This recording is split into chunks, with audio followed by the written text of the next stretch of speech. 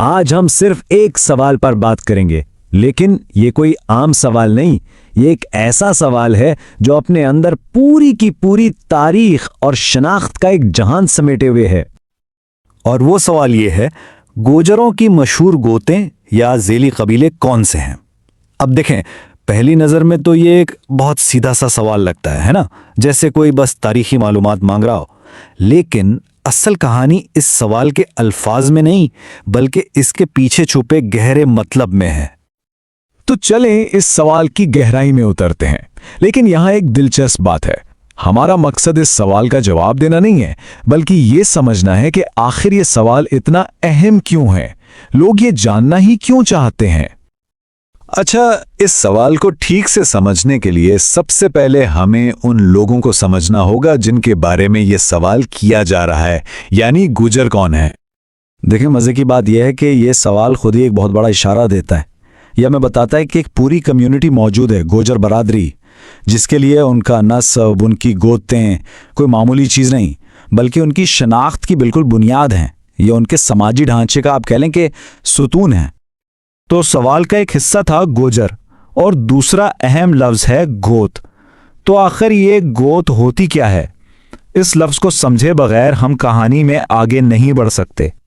بہت ہی آسان لفظوں میں سمجھیں تو گوت کا مطلب ہے ایک ذیلی قبیلہ یا خاندانوں کا ایک بڑا گروہ۔ یہ وہ لڑی ہے جو ایک ہی بزرگ، ایک ہی جد امجد سے شروع ہوتی ہے اور پھر نسل در نسل آگے بڑھتی جاتی ہے۔ یوں سمجھیں کہ یہ خاندان سے بڑی اکائی ہے لیکن پورے قبیلے سے چھوٹی۔ اس ساخت کو ایک بڑے سے درخت کی طرح سوچیں۔ سب سے بڑا اور مضبوط تنا جو ہے وہ ہے بڑا قبیلہ، جیسے گجر۔ پھر اس تنے سے کئی بڑی بڑی شاخیں نکلتی ہیں، یہ ہیں گوتیں یا ذیلی قبیلے۔ اور پھر ان شاخوں سے آگے چھوٹی ٹہنیاں اور پتے نکلتے ہیں جو کہ خاندان ہیں۔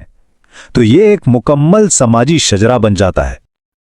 تو ہم نے یہ تو سمجھ لیا ہے کہ یہ سوال کن کے بارے میں ہے اور اس میں گوت کیا ہے۔ اب آتے ہیں سب سے بڑے سوال پر، کیوں؟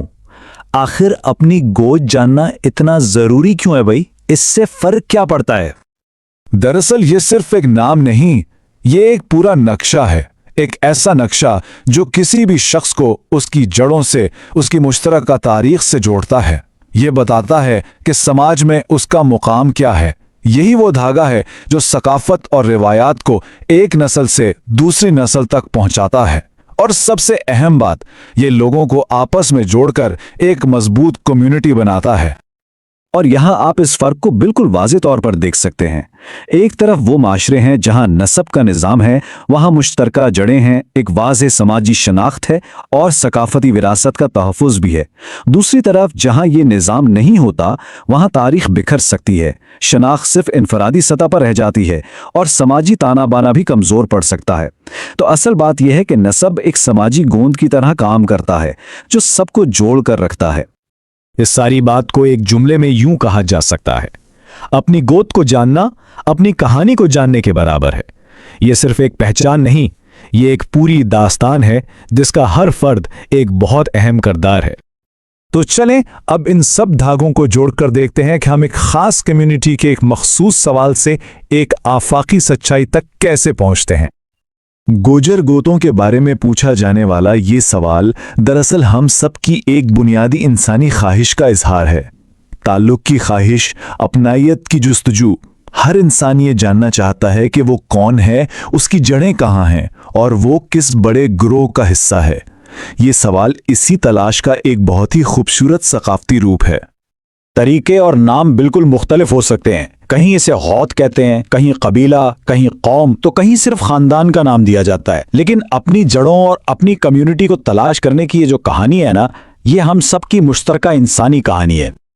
تو ہم اپنی بات کو ایک سوال پر ختم کرتے ہیں، اور یہ سوال صرف گجر برادری کے لیے نہیں بلکہ ہر اس شخص کے لیے ہے جو اپنی شناخت کو سمجھنا چاہتا ہے۔ ثقافت اور تاریخ سے ہٹ کر کسی کی اپنی شناخت کی اصل جڑیں کہاں ہوتی ہیں؟ سلطنتیں بنانے سے لے کر اپنی شناخت کے لیے جدوجہد کرنے تک، یہ ایک ایسی برادری کی کہانی ہے جو جنوبی ایشیا کی تاریخ میں بہت گہرائی تک پھیلی ہوئی ہے۔ جی ہاں، یہ گجر برادری کا سفر ہے اور یہ واقعی حیران کن ہے۔ اچھا، جب گجر کا نام لیا جاتا ہے تو ذہن میں کیا تصویر بنتی ہے؟ کوئی چھوٹا سا قبیلہ یا کوئی بہت بڑی آبادی؟ یہ سوال اتنا سیدھا نہیں ہے جتنا لگتا ہے۔ حقیقت تو یہ ہے کہ یہ لاکھوں لوگوں پر مشتمل ایک بہت بڑی برادری ہے جو ہندوستان، پاکستان اور افغانستان کی سرحدوں میں پھیلی ہوئی ہے، اور یہی جغرافیائی پھیلاؤ ان کی پیچیدہ اور متنوع کہانی کا نقطۂ آغاز ہے۔ اس سفر کو سمجھنے کے لیے ہم سب سے پہلے یہ جانیں گے کہ گجر کون ہیں، پھر ان کی سلطنتوں کے دور کو دیکھیں گے، ان کی شناخت میں جو تبدیلیاں آئیں ان کا جائزہ لیں گے، آج کی جدید گجر برادری پر نظر ڈالیں گے، اور آخر میں ان کی لازوال میراث پر غور کریں گے۔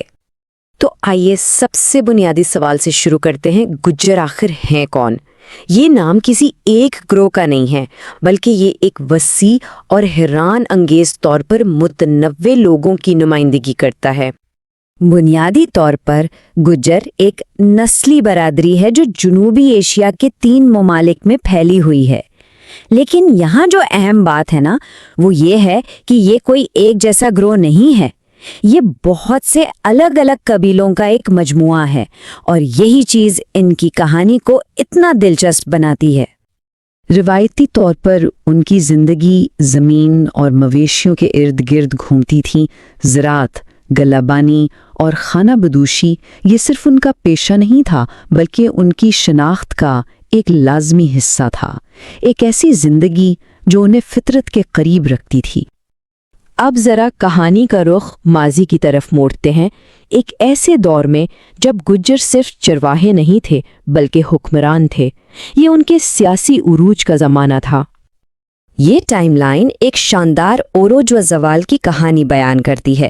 6 صدی کے قریب گجر ایک بڑی سیاسی طاقت بن کر ابھرے اور تقریباً 400 سال تک انہوں نے بڑے علاقوں پر حکومت کی، لیکن پھر تاریخ نے کروٹ لی اور 10ویں صدی کے بعد وہ آہستہ آہستہ منظر نامے سے غائب ہونے لگے۔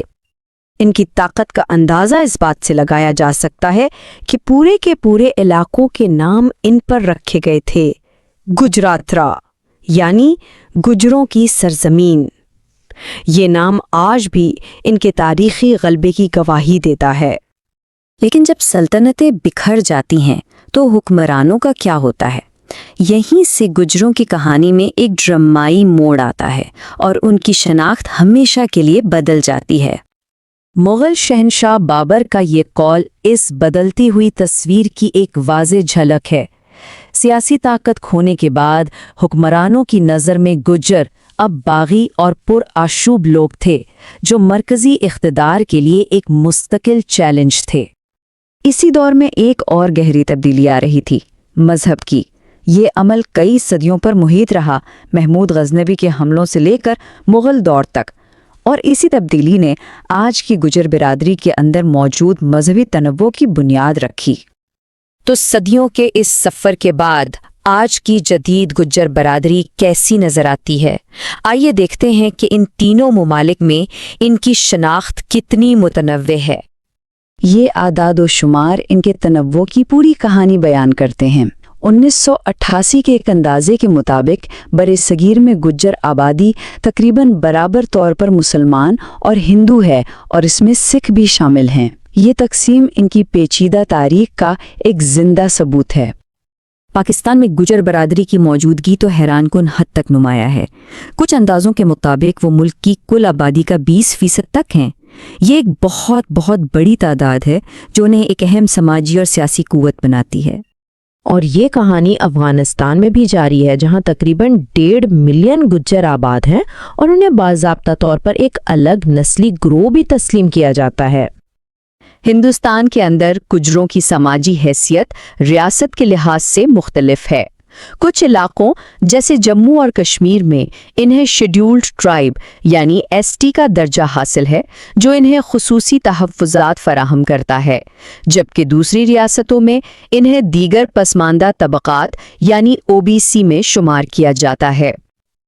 ون गुज्जर की मिसाल हमें दिखाती है कि किस तरह कुछ गुज्जर आज भी अपनी रिवायती जिंदगी से जुड़े हुए हैं। वो आज भी अपने मवेशियों के साथ मौसमों के मुताबिक सफ़र करते हैं, लेकिन अब उन्हें जदीद दुनिया के चैलेंजेस का सामना है, ख़ास तौर पर ज़मीनी हुकूक के तनाज़ात का। राजस्थान में गुज्जर बरादरी ने अपनी सामाजिक दर्जाबंदी को ओबीसी से एसटी में तब्दील करने का मुतालबा किया है। उनका मौक़िफ़ ये है कि वो पसमानदगी का शिकार हैं और उन्हें मज़ीद हुकूमती मदद की ज़रूरत है। इस मुतालबे की वजह से बड़े पैमाने पर मुजाहरे भी हुए, जो जदीद हिंदुस्तान में शनाख्त और हुकूक की जिद्दोजहद की अक्कासी करते हैं। तो आखिर में इस नाकाबिल यकीन सफ़र का निचोड़ क्या है? ये एक सल्तनत से शुरू होकर लाखों लोगों पर मुश्तमिल एक मुतनव्वे बिरादरी की जदीद शनाख्त तक का सफ़र है। तो सबसे अहम नुक्ता ये है, गुज्जर का मतलब वक्त के साथ बदल गया है। जो कभी एक सल्तनत का नाम था, वो आज लाखों लोगों की मुश्तरका शनाख्त है।